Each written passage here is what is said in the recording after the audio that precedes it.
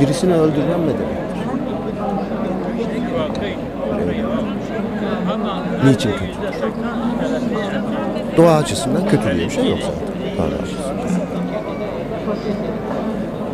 Hiç kimseyi sevmem. Bizim sevmek lazım. İnsanlar sevmek.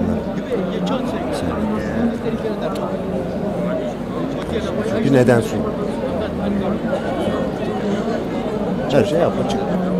Doğanın planında düzleminde diyelim. Kendi içerisinde hiçbir eylem ahlaki olarak iyi ya da ahlaki olarak kötü, güzel, iyi, kötü değildir. Ama insanların bu düşünceye varmaları çok zor. Bunu nihai bir amaç olarak söylüyorum. Bunu bir tür afektler rejimi, imgelerle oynayan.